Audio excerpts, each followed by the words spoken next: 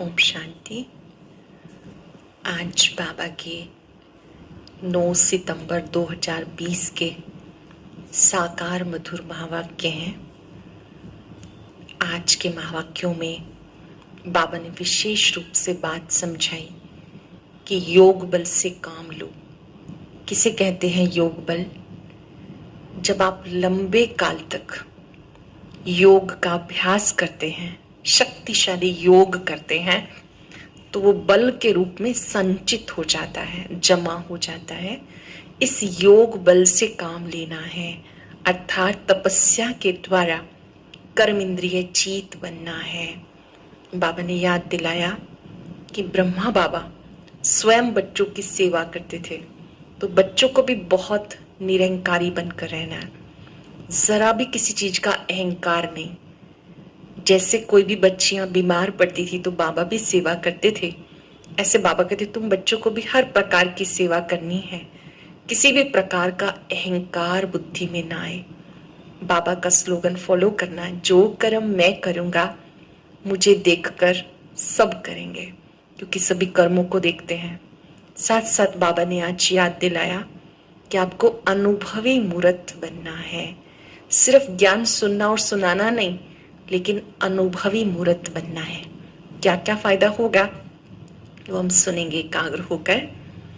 बाबा ने कहा मीठे बच्चे हर बात में योग बल से काम लो, हर बात में योग बल से काम लो। बाप से कुछ भी पूछने की बात नहीं, तुम ईश्वरीय संतान हो, कोई भी आसुरी काम नहीं करो। हम डायरेक्ट ईश्वर के बच्चे हैं, तो कोई भी आसुरी काम नहीं करना। आसुरी काम क्या होता है?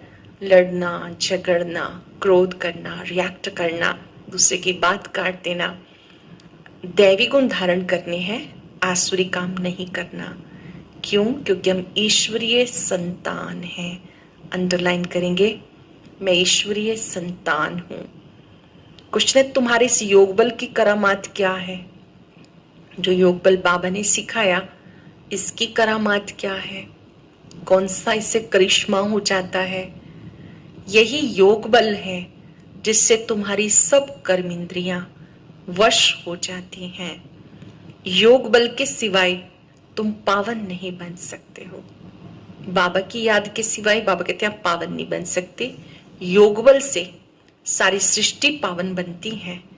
इसलिए पावन बनने के लिए, भोजन को शुद्ध बनाने के लिए याद की यात्रा में रहो। पावन बनने के लिए, भोजन को शुद्ध बनाने के लिए याद की यात्रा में रहो। आत्मा पावन कब बनेगी? जब हम बाबा को याद करेंगे। युक्ति से चलो, नम्रता से व्यवहार करो। युक्ति से चलना है, नम्रता से व्यवहार करना है किसी के साथ भी। बहुत ही विशेष बात, योग बल से हम अपनी कर्म इंद्रियों पर विजयी बन जाते हैं। इसी योग बल से हम भोजन को पावन बना सकते हैं, आत्मा का शुद्धिकरण हो जाता है। युक्ति से चलना है, नम्रता से बात करनी है। ओम शांति। आज पूरा समय बाबा की किरणों के नीचे बैठकर मुरली सुनेंगे और एक अनुभूति, बाबा मुझसे बात कर रहे हैं, सुप्रीम सोल मुझसे बात कर रहे हैं।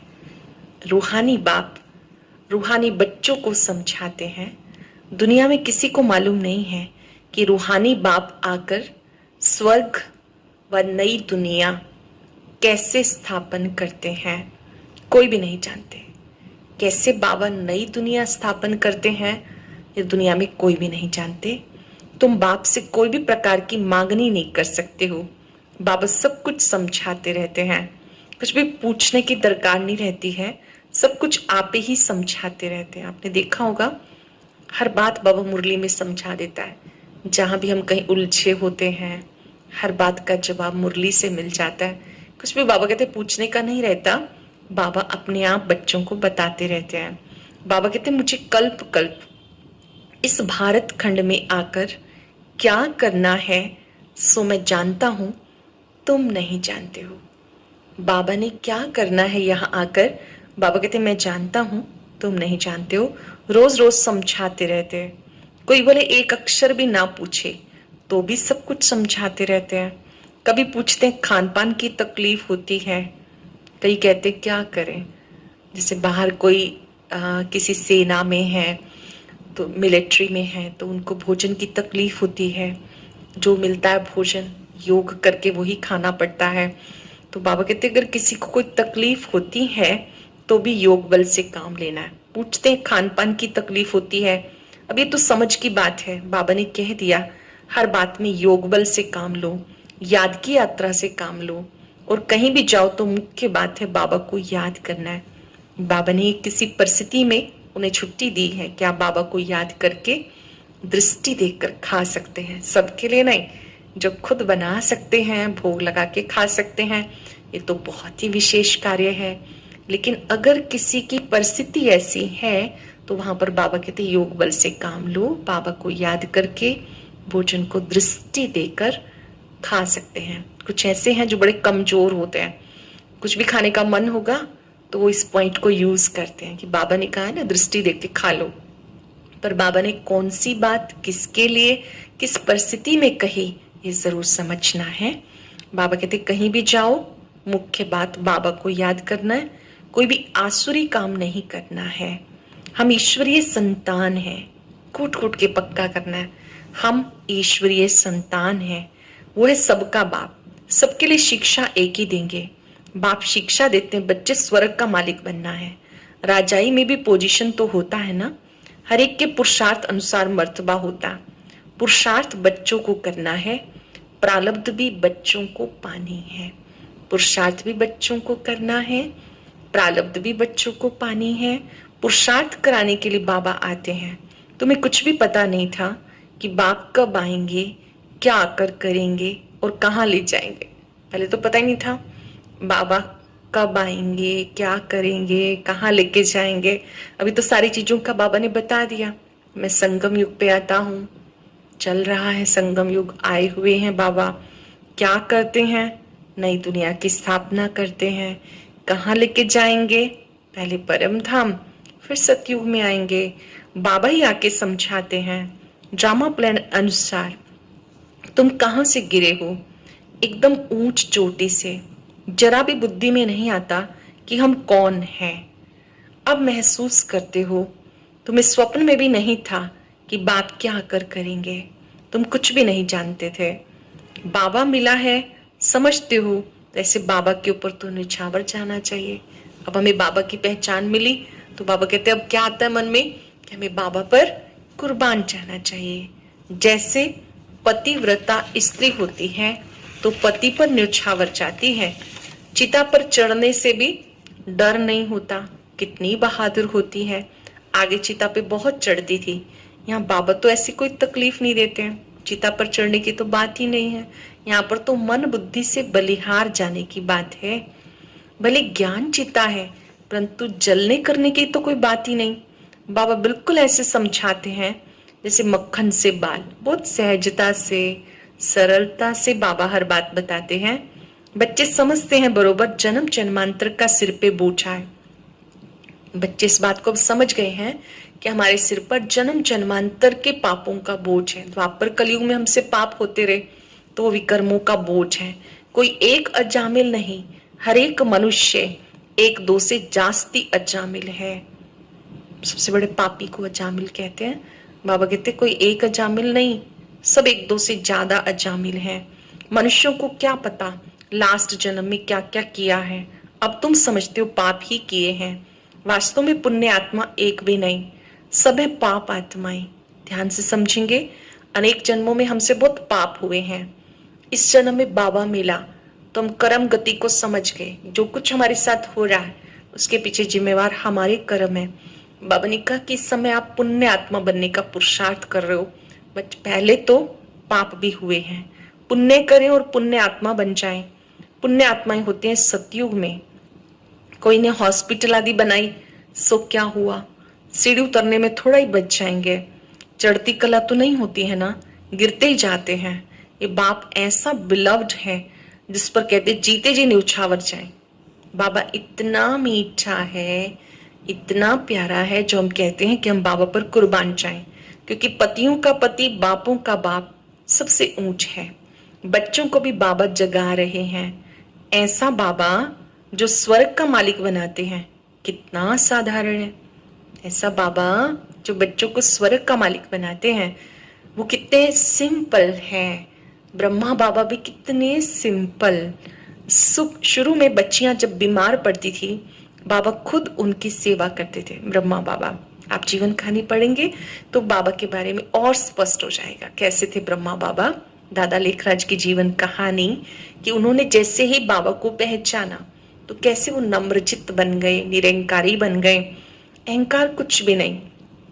बाप दादा ऊंचते ऊंच है। बाबा बच्चों की खुद सेवा करते थे। कहते थे जो कर्म मैं करूंगा या करूं, जो कर्म मैं करूंगा मुझे देखकर सब करेंगे।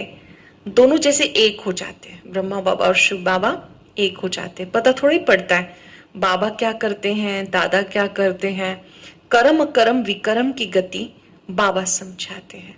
बाबा स्वयं कर्म कर्म विकर्म की गति समझाते हैं। बाबा ने कर्म दर्शन कराया आज कि निरंकारी बन के कार्य करना है। कोई बीमार भी है तो सेवा जरूर करनी है। बाबा बहुत ऊंच है। माया का कितना प्रभाव है। ईश्वर बाप कहते हैं ऐसा मत करो तो भी नहीं मानते।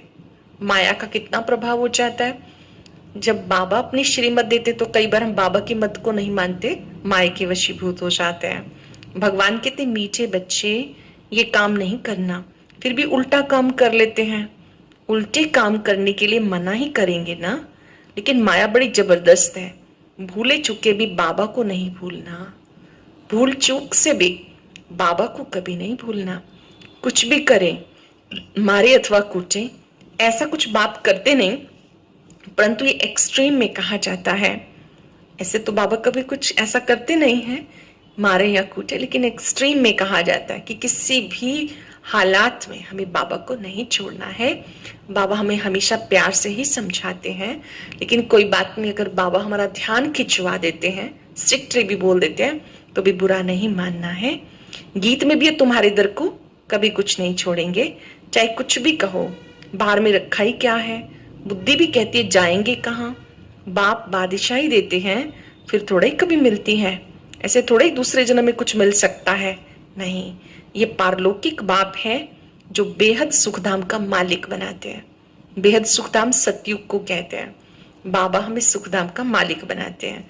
बच्चों को दैवी गुण धारण करने हैं, सो भी बाबा राय देते हैं अपना पुलिस आदि का काम भी करो, नहीं तो डिसमिस कर देंगे। अपना काम तो करना ही है, आंख दिखानी पड़ती है। कोई ज्ञान में चलने वाले हैं और उनकी ड्यूटी अगर पुलिस में है तो वहां पर उनको बहुत कुछ करना पड़ता है, आंख भी दिखानी पड़ती है। बाबा कहते हैं आपको अपनी ड्यूटी तो करनी ही है, नहीं तो आपको डिसमिस कर देंगे वहां से। जितना हो सके प्रेम से काम लो, नहीं तो युक्ति से आंख दिखाओ, हाथ नहीं चलाना। उनको भी बाबा क्या कहते हैं, युक्ति से काम लो। आप उनको इशारा कर सकते हैं, आंख दिखा सकते हैं, लेकिन अंदर में तो शुभ भावना ही रखनी है, हाथ नहीं चलाना। बाबा के कितने ढेर बच्चे हैं, बाबा को भी बच्चों का ख्याल रहता है। मूल बात है पवित्र रहना। जन्म जन्मांतर पुकारा है ना, पतित पावन आओ, आके पावन बनाओ। अब बाबा कहते हैं पावन बनो।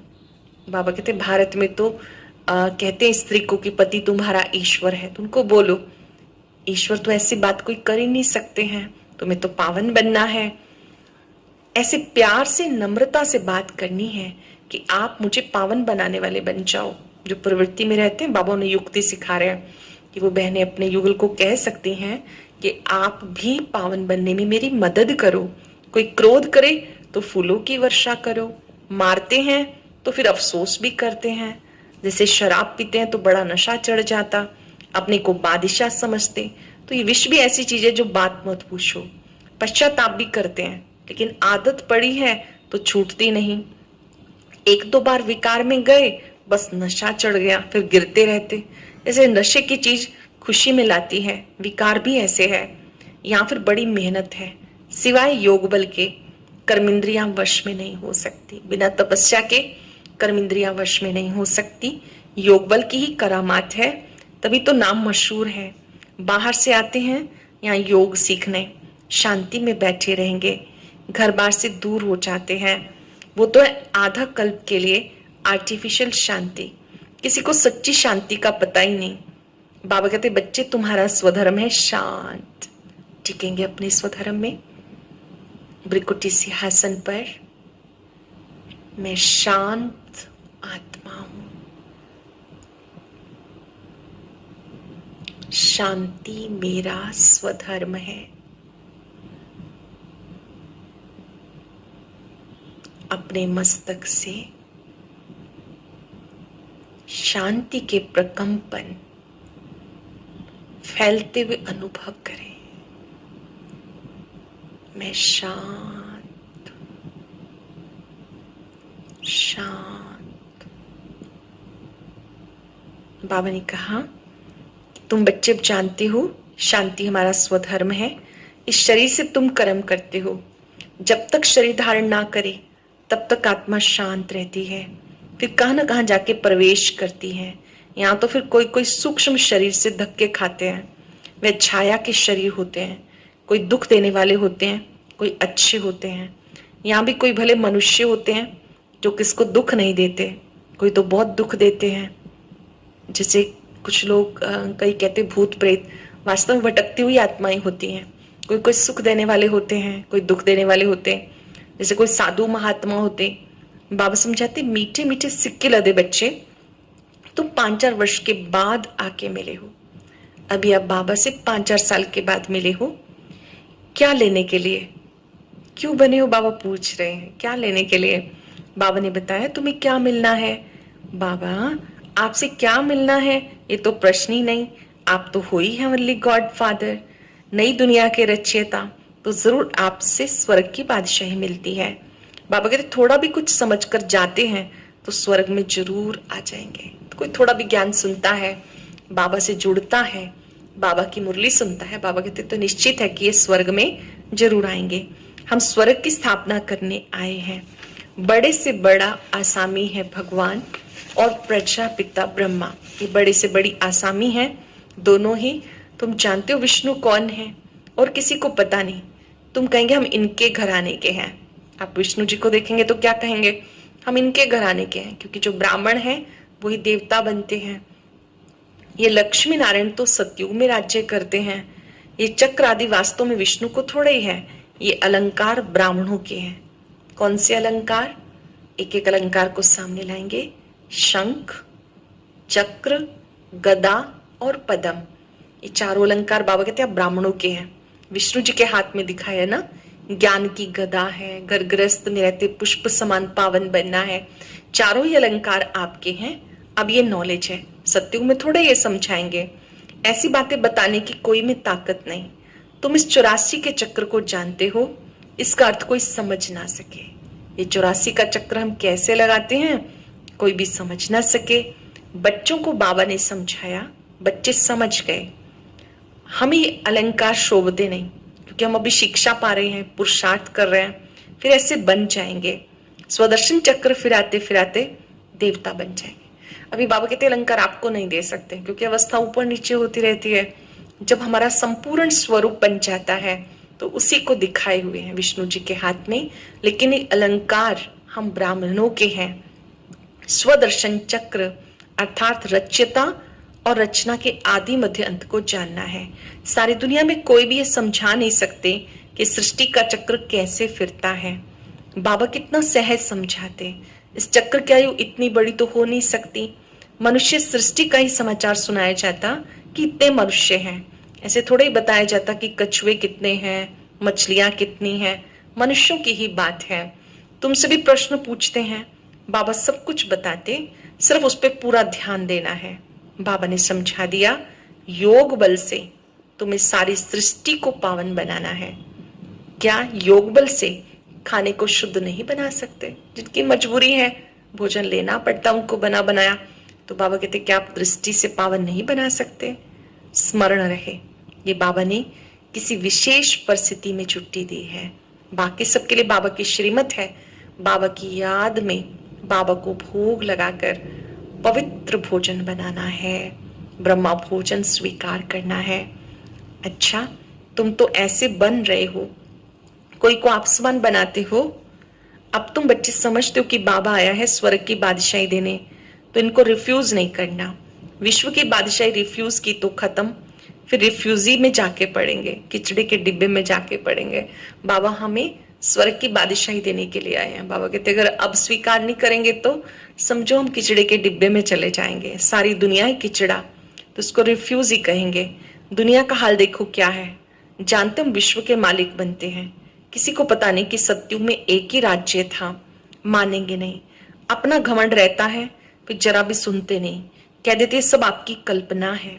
कल्पना से शरीर आदि बना हुआ है, अर्थ कुछ नहीं समझते, बस ये ईश्वर की कल्पना है। ईश्वर जो चाहे सो बनते हैं, उनका ही खेल है। ऐसी बातें करते रहते, बात मत पूछो। अब तुम बच्चे जानते हो बाबा आया हुआ है। बुढ़िया भी कहती बाबा हर 5 वर्ष के बाद हम आपसे स्वर्ग का वर्षा लेते हैं। बूढ़ी बूढ़ी माताएं भी क्या कहती हैं कि हम बाबा से वर्षा लेते हैं। हम अभी आए हैं स्वर्ग की राजाई लेने। जानते हो सब एक्टर्स का अपना पार्ट है, एक का पार्ट ना मिले दूसरे से। हर एक्टर का पार्ट अपना है, एक का पार्ट ना मिले दूसरे से। तुम फिर इसी नाम रूप में आकर इसी समय बाप से वर्षा लेंगे, पुरुषार्थ करेंगे। कितनी कमाई है। बाबा कहते थोड़ा भी सुना है तो स्वर्ग में आ जाएंगे। हर एक मनुष्य पुरुषार्थ तो ऊंच बनने का करता है, पुरुषार्थ फर्स्ट। पुरुषार्थ करेंगे तो भविष्य में निश्चित रूप से महाराजा महारानी बनेंगे। कम करेंगे तो राजा रानी बनेंगे, और कम तो दास दासी बनेंगे। अच्छा, मीठे मीठे सिक्के लदे बच्चों प्रति माता पिता बाप दादा का याद प्यार, गुड मॉर्निंग। रूहानी बाप की रूहानी बच्चों को नमस्ते। रूहानी बच्चों की रूहानी बाप दादा को नमस्ते, गुड मॉर्निंग। शुक्रिया बाबा, शुक्रिया। धारणा के लिए सार सोचिए क्या कहा होगा आज बाबा ने। मुख्य रूप से एक स्पेशल स्लोगन जो ब्रह्मा बाबा के जीवन का था और हम सबके लिए बहुत कर्म क्षेत्र पे काम आता है, वो कौन सा? जो कर्म मैं करूंगा मुझे देखकर सब करेंगे। पहला है, जैसे बाबा बच्चों की सेवा करते हैं, कोई अहंकार नहीं, ऐसे फॉलो करना है। जैसे बाबा को कोई अहंकार नहीं, ऐसे फॉलो करना है। बाबा की श्रीमत पर चलकर विश्व की बादशाही लेनी है, रिफ्यूज नहीं करनी है। श्रीमत पे चलना है, बादशाही लेनी है, बादशाही रिफ्यूज नहीं करनी है। बापों का बाप, पतियों का पति, जो सबसे ऊंचा है, मोस्ट बिलव्ड है, उस पर जीते जी न्योछावर जाना है, बाबा पे कुर्बान जाना है। ज्ञान चिता पे बैठना है। कभी भूले चुके भी बाबा को भूल के उल्टा काम नहीं करना। उल्टे काम कब होते हैं? जब हम बाबा को भूल जाते हैं। भूल चूक से भी बाबा को नहीं भूलना। वायदा करेंगे आज बाबा से कि बाबा हम आपको नहीं भूलेंगे, याद में भी रहेंगे, दूसरों को भी बाबा की याद दिलाएंगे। आज का वरदान, मास्टर ज्ञान सागर बन, ज्ञान की गहराई में जाने वाले, अनुभव रूपी रत्नों से संपन्न भव। मास्टर ज्ञान सागर बन, ज्ञान की गहराई में जाने वाले, अनुभव रूपी रत्नों से संपन्न भव। जो बच्चे ज्ञान की गहराई में जाते हैं वो अनुभव रूपी रत्नों से संपन्न बनते हैं। एक है ज्ञान सुनना और सुनाना, दूसरा है अनुभवी मूर्त बनना। एक है ज्ञान सुन लिया, औरों को सुना लिया, और एक है अनुभवी मूर्त बनना। अनुभवी सदा अविनाशी निर्विघ्न रहते हैं। जो अनुभवी होता है उसकी खासियत, वो सदा अविनाशी निर्विघ्न रहते हैं, उन्हें कोई भी हिला नहीं सकता। अनुभवी के आगे माया की कोई भी कोशिश सफल नहीं होती है। अनुभवी कभी धोखा नहीं खा सकते हैं। इसलिए अनुभवों को बढ़ाते हुए हर गुण के अनुभवी मूर्त बनो, हर गुण के अनुभवी मूर्त बनो। मनन शक्ति द्वारा शुद्ध संकल्पों का स्टॉक जमा करो। यहाँ पर ध्यान देंगे कि हम दिन में कुछ ना कुछ चिंतन करते ही रहते हैं। ज्ञान का मनन करेंगे तो शुद्ध संकल्पों का खजाना जमा हो जाएगा, जो आपको योग में बहुत मदद करेगा। जो ज्ञान मनन करते हैं, चिंतन करते हैं, वही अनुभवी मूर्त बन जाते हैं। अगर आप अनुभवी बन जाएंगे तो माया जीत बन जाएंगे, क्योंकि माया कभी हमें परास्त ना कर दे, इसका हमें बहुत ध्यान देना है। अनुभवी कभी भी धोखा नहीं खा सकते हैं। क्यों? क्योंकि वो शक्तिशाली बन जाते हैं, वो ही निर्विघ्न रहते हैं। स्लोगन है, फरिश्ता वो है जो देह के सूक्ष्म अभिमान के संबंध से भी न्यारा है। फरिश्ता वो है जो देह के सूक्ष्म अभिमान के संबंध से भी न्यारा है। आज हम सब अभ्यास करेंगे। मैं अनुभवी मूर्त आत्मा हूं। मैं अनुभवी मूर्त आत्मा हूं। सबसे पहला अनुभव, मैं देह से न्यारी आत्मा हूं।